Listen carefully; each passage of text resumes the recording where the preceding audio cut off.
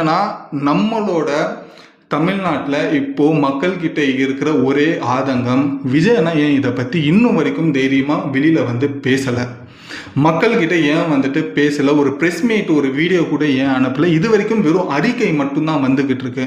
இருக்கிற விஷயம் என்ன நடந்தது, அவங்களோட தொண்டர்கள், அவங்களோட கட்சிக்காரர்கள், அவங்களோட ரசிகர்கள் கரூரில் என்ன நடந்திருக்குன்ற ஒரு விஷயம் கண்டிப்பாக அவருக்கு ரிப்போர்ட் வந்திருக்கும் இல்லையா, அதை பேஸ் பண்ணியாவது மக்களுக்கு அவர் வந்து சொல்லணும். அது ஏன் இன்னும் சொல்லலைன்றது தான் ஒரு ஆதங்கமாகவே இப்போ இருக்கிற மக்களுக்குமே இருக்குது.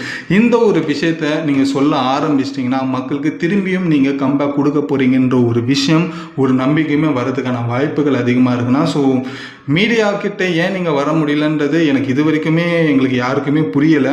பட் இருந்தாலும் கிட்டத்தட்ட 3 நாள் ஆகிடுச்சு. நான் இது வரைக்குமே நீங்கள் மீடியாவை சந்திக்காமல் இருக்கிறது தான் இது ஒரு உண்மையாகவே மாறிடும். உண்மையிலே டிவிக்கே தான் தப்பு பண்ணியிருக்கு, அதனால தான் யாருமே வாயை திறக்கலன்ற மாதிரி ஆகிடும்னா. ஸோ இன்கேஸ் அது உங்கள் மேலே தப்பு இல்லை அப்படின்ற